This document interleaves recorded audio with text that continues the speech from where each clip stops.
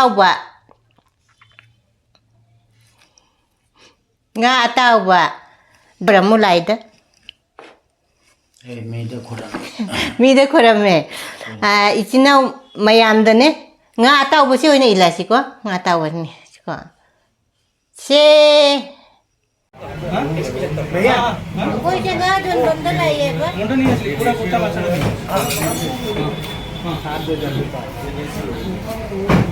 Ma'am जे वो सिंगा से केजी मरी निसी से केजी द लुपा चहुम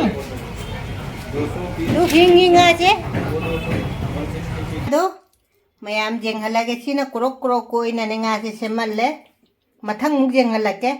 मथंग मथंग नि जेंगहलक्तोजे सिना मथागा लोइनाना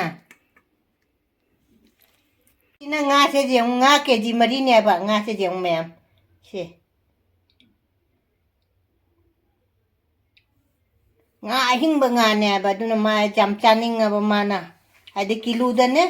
keji amamda adi lupa la kaino ni ko chahum chahum tare dodi adi lisingam ga chani keji mari da amba tawai jate leire ma jam chaning aduga nga se jaingang ga thumga to leba ujik tawra ge nga thong hap na ba ina alu ani khak laure tilau amma laure khamen chimbi ani laure dugai chanam khraga aidi jenam na kupi leitabani na ne aidi sisina dum thonge khang chana thau hape nga hapage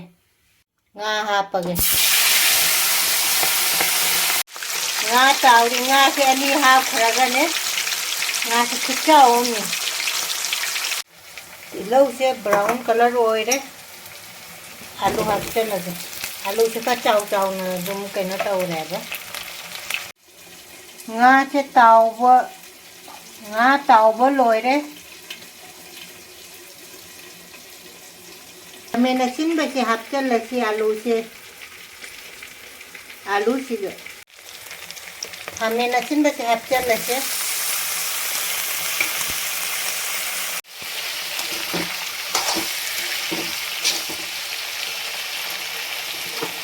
तुम मुख थक लगे इन्हें जाएंगे हापे जीरा मकु हापे मोयंग मकु हापे ngौरागे हिंजांग से मही हापे सौ लगा nga को न हापके nga ताऊ बसे उजी हिंजांग से हाप चलसे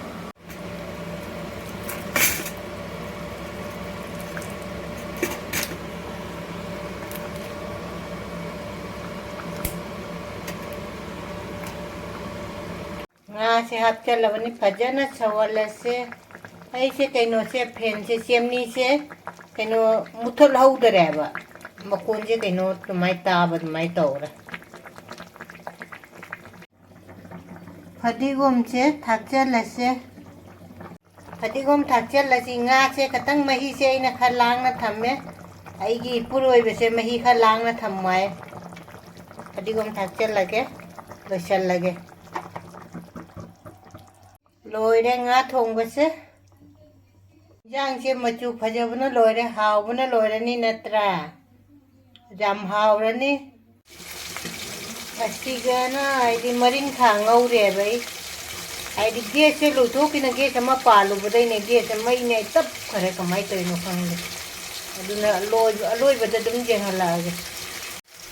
आइना आइदि जाइंगन जो हापे मोरोग कुपसो हापे जीरा कुपसो हापे लोइरे जंगल लगे गैस के खंगे चूल्हा से मई तब ना उजी चाहिए nga तावरागे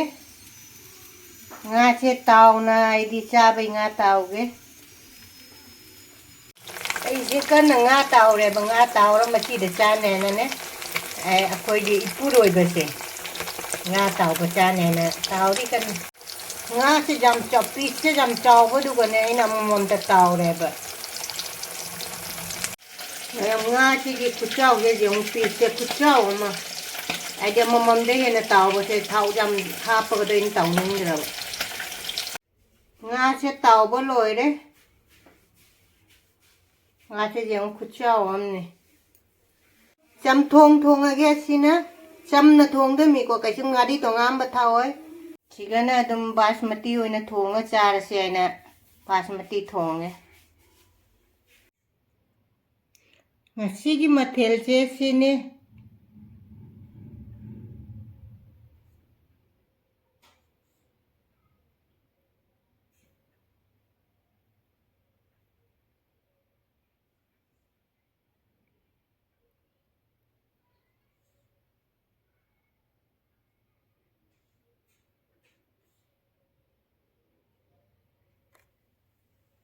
mayam punamak ima indocha kaka ipal iche ibung punamak kubani na hanana khoramjari ngasi se happy republic day ni aiba mayam punamak happy republic day adu ichina hana dagi jenga ko ichina punamak chu ana bachambira ko ichina punamak chu rekhana kubani na hanana thaga chari ai thon chaban na ne ai gi mingchita lai ba ngasi di kubani mayam na chu haire ai kubani ibai che jaholo cha bata ibai jaholo hai bado ibai chu ngasi chu pura lai ibai gai ga ngasi chu chak chami narani mayam ngasi gi mathel che hai di nga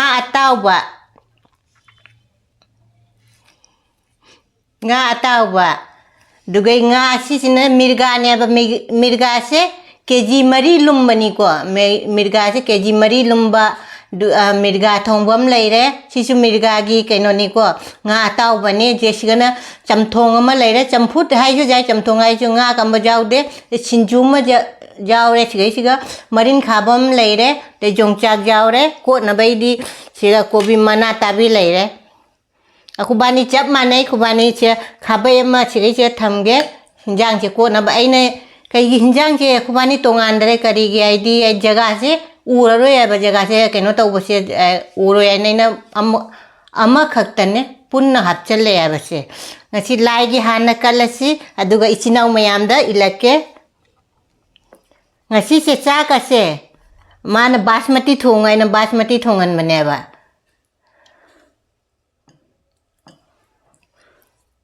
dugai chamthong marin khaba dugai sinju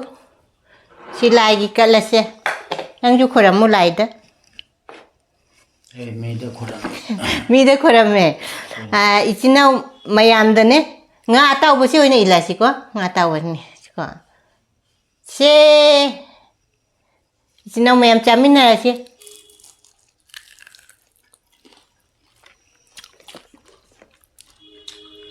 ichina mayam da ingrabina ko nga taw bosi hana kaino tawre ana tissue paper dena sra mayam ngasi tissue paper si pore ko asang bodo rumala haire ko mayam ichina mayam na kubani se nga thong bo charo hai bado ichina mayam id haira pado maming doi kaino tawngam dare mathang da dum hai kaino tawrakke adu nga thong bo charo hai bani nga thong bo se koi pura lae ngasi se chamin se ichina mayam da dinga oine in ngrabne koi chara ge ko id chamthong na han hauge nang kaino chaga da ka ko na bese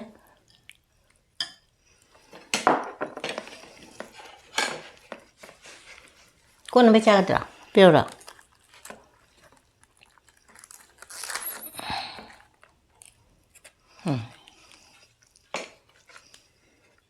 chara ga haira ke chinau da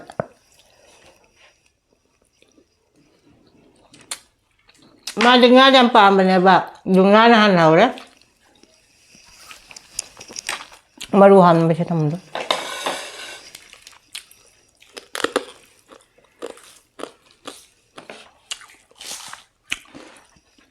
ai đi chamthong che champut hai da ta da nga cha ga ma jaw de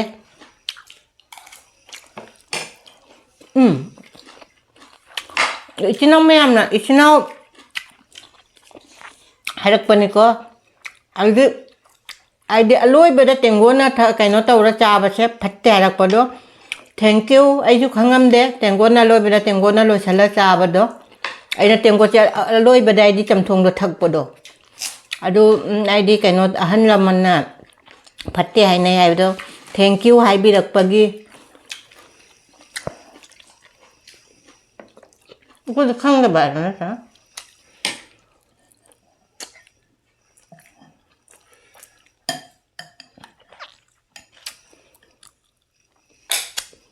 nga sẽ pa jama chao su chao ba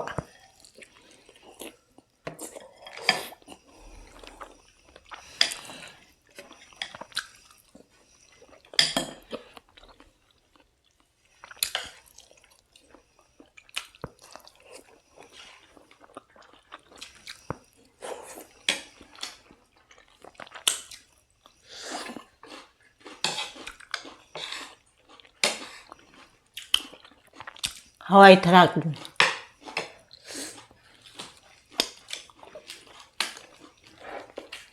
우리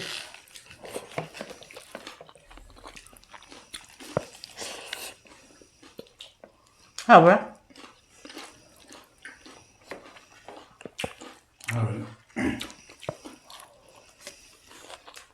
nga sẽ dầm phải dầm nó hậu nữa bạn nó sao 금방 자라고.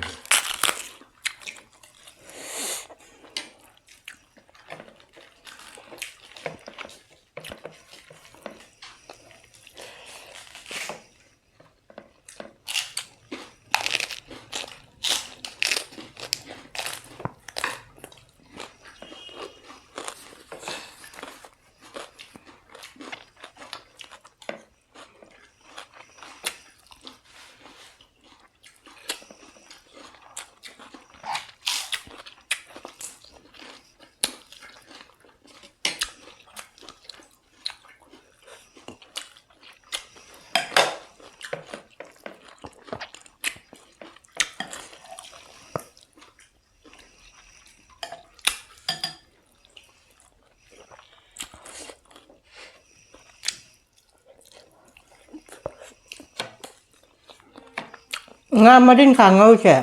à sẽ có nga mà được hấp chân lại vậy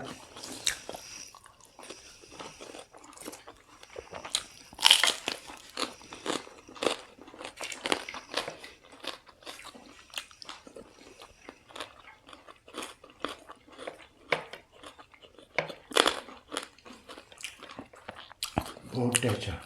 nào vậy 이나 없는 하얗더라 사령 먹고 그 잡이라고 하면 사령도 아이디 사령은 조금만 좋은데 사령은 수구탕창 하더라 빠띠빠띠 빠버들 줘라 그래 방랑 아두나 아이디 바탕다 저거 방 아이디 먹고 좀 자랄게 구반이 좀 호자이다 짜루 그래 강들이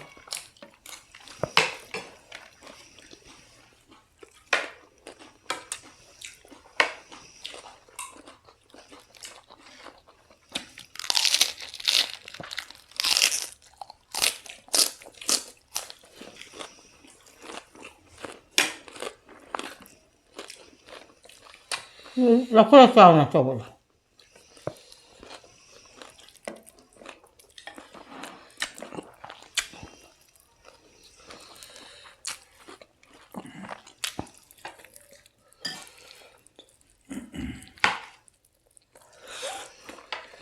아, 그래, 그래.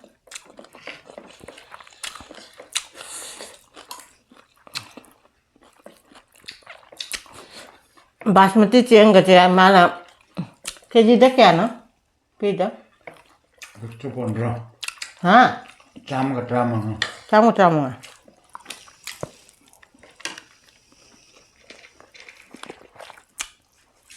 Delhi तो उजी पर ना कहनो उजी नुकसान तो आ कहनो मम न ले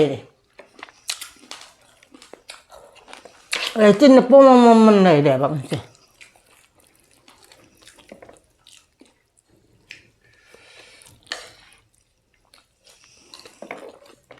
mình thằng ngồi chầm hết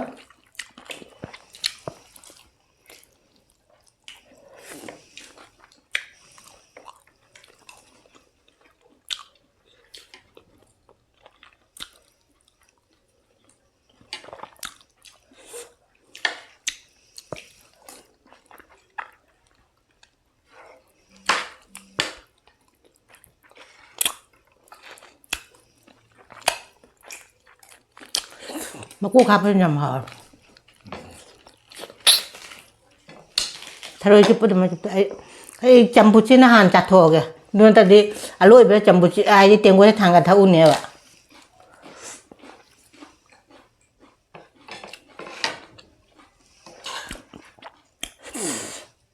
모터 트럭에서 돈범 자오래.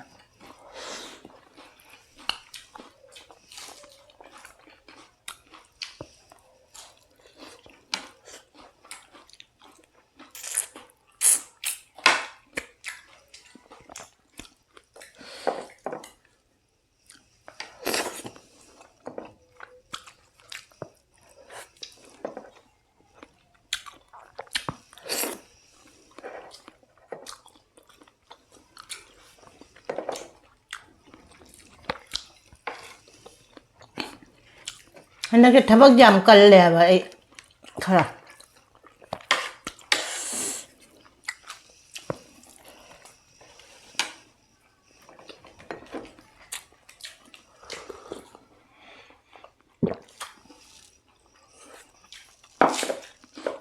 맛이 좀 부치는 한자 투어보니.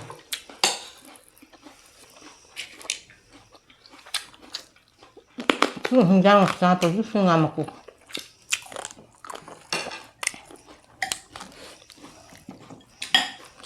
흥장만 익었어. sama apa kan? Kan?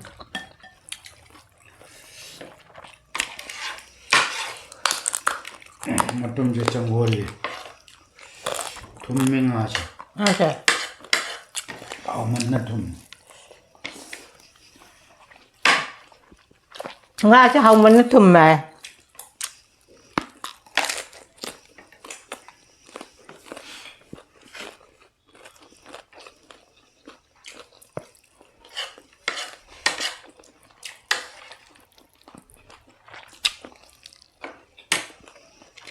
Có một cái dầm hơn này.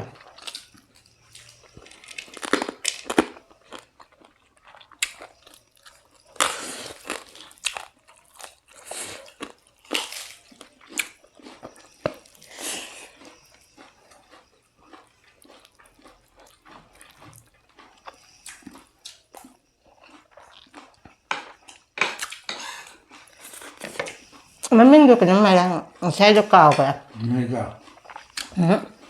Jen mà pum cha ra ngoài bây giờ. Jen đi cha đẹp à, mà pum đi mà cha ngâm rồi. Aduna, bina dum hai biro nga mà pum cha ra ngoài đi cha ra ke. Jen mà pum chứ mà thân ta cha ba ngâm rồi ba. Nhất ra, không có gì, ngâm rồi quá.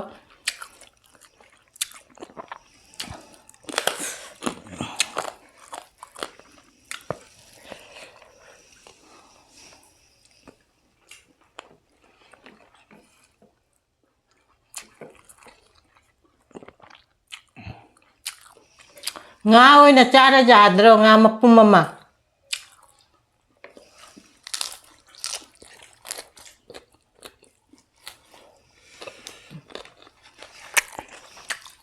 Ai cái video là giao bên này nga mapumama cha gì vậy? Mày làm đúng gì được không ạ?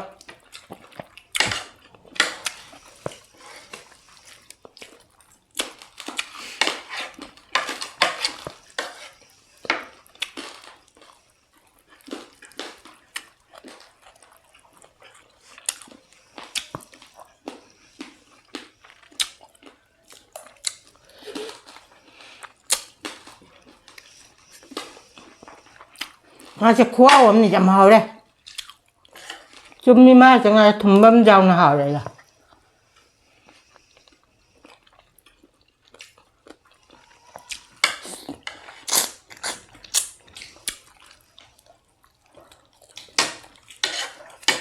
Nâng giờ trâu và cha đi.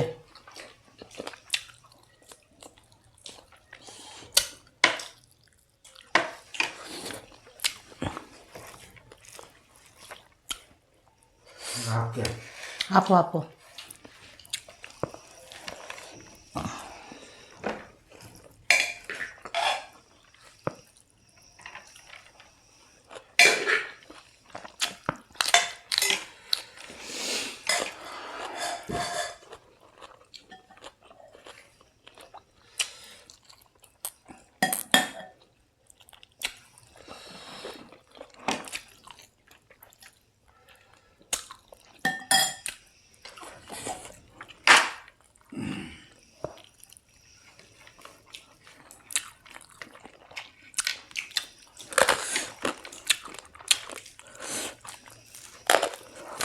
고비 맨날 잡이 꼬는 배 자르야 되건 필요.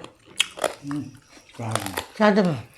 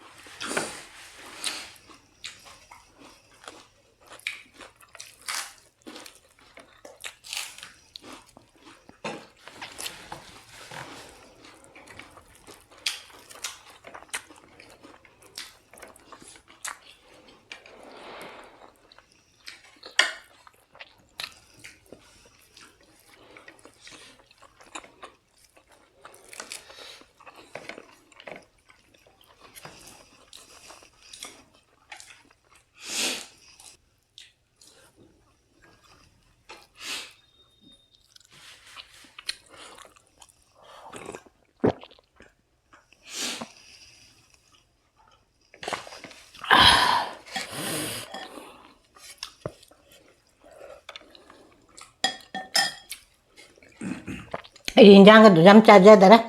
마린 가버 좀 통하나 하오라.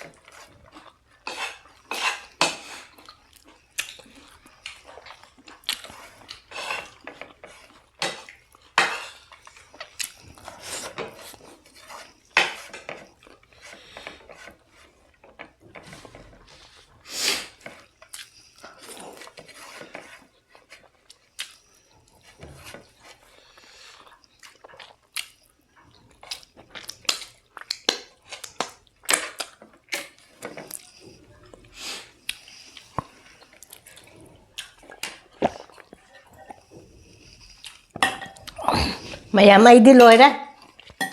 Mà cha bằng ngày ra chứ. Hả? Mai bà cô nó mà tập chào gai. Kasi là cha ra video thangat piro ai do khubani ne. De ibai se ja di video da toy na ja hola wai do nga se ibai chu pore nga su cha re mayam na haira pado nga cha piro ai do nga su cha re hau chu jam hau re thum hau re ko. Thum na hao re jam hao re oi maki ni haijan ba matte jam hao re sinju du jam hao re de gai kai no marin kha nga ubo do du su hao re ai di chamthong ma di chamthong cha ba cha di hima ti pam da ne du jam nga ta ni ma pam mi se de gai jong cham tu jaw re ko na be jaw re jam ti na hao re jam bhajan na hao re na tra ai gi video se jeng ba nu ngai de jeng ba matam de skip to bi ga nu ba khubani gi video se Aidi nungsi bira di kha share se jar share se kha tau biro di mathang da anau bai chin naw na gi video se thengna bi bata su jeng bi bata su subscribe like share nungsi comment do tau biro mathang da hau bom ma thonga ge hau bom chara ngasi di siga thamme bye